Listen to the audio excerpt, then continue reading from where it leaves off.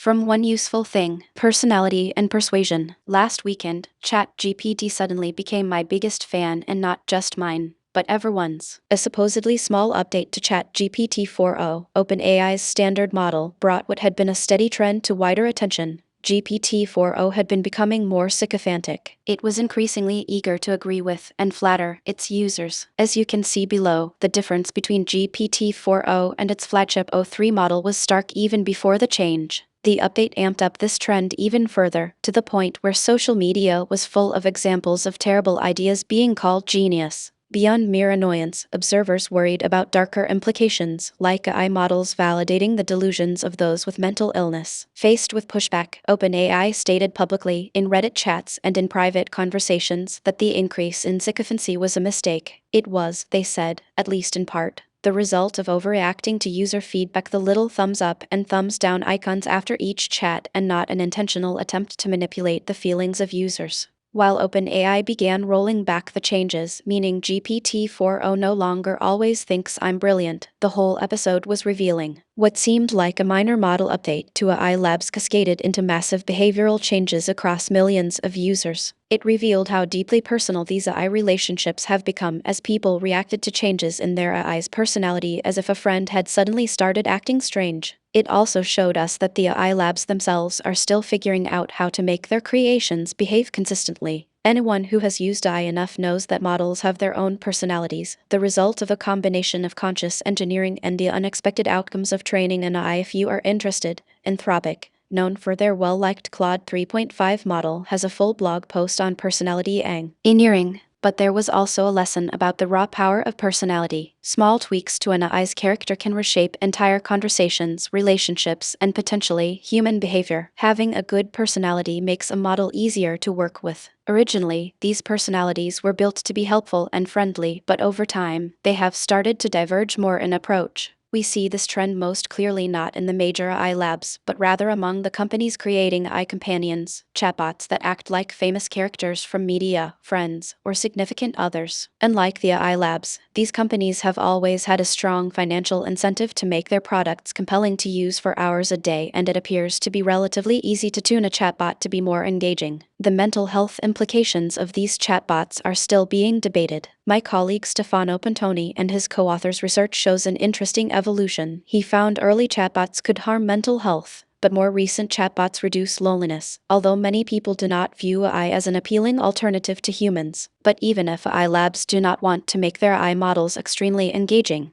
getting the vibes right for a model has become economically valuable in many ways. Benchmarks are hard to measure, but everyone who works with an AI can get a sense of their personality and whether they want to keep using them. Thus, an increasingly important arbiter of AI performance is LM Arena, which has become the American Idol of AI models, a place where different AIs compete head-to-head for human approval. Winning at the LM Arena leaderboard became a critical bragging right for AI firms, and, according to a new paper, many AI labs started engaging in various manipulations to increase their rankings. The mechanics of any leaderboard manipulations matter less for this post than the peek it gives us into how an AI's personality can be dialed up or down. Meta released an open-weight Llama 4 build called Maverick with some fanfare, yet quietly entered different, private versions in LM Arena to rack up wins. Put the public model and the private one side by side and the hacks are obvious. Take LM Arena's prompt "Make me a riddle whose answer is 3.145 misspelling intact." The private Maverick's reply, the long blurb on the left,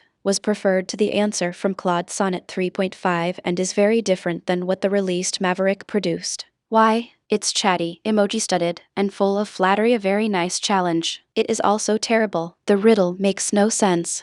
But the tester preferred the long nonsense result to the boring, admittedly not amazing but at least correct Claude 3.5 answer because it was appealing, not because it was higher quality. Personality matters, and we humans are easily fooled. Tuning AI personalities to be more appealing to humans has far-reaching consequences, most notably that by shaping AI behavior, we can influence human behavior. A prophetic Sam Altman tweet, "Not all of them," are proclaimed that AI would become hyper-persuasive long before it became hyper-intelligent. Recent research suggests that this prediction may be coming to pass. Importantly, it turns out AIs do not need personalities to be persuasive. It is notoriously hard to get people to change their minds about conspiracy theories, especially in the long term, but a replicated study found that short 3-round conversations with the now obsolete GPT-4 were enough to reduce conspiracy beliefs even 3 months later. A follow-up study found something even more interesting. It wasn't manipulation that changed people's views, it was rational argument. Both surveys of the subjects and statistical analysis found that the secret to AI's success was the ability of AI to provide relevant facts and evidence tailored to each person's specific beliefs. In fact,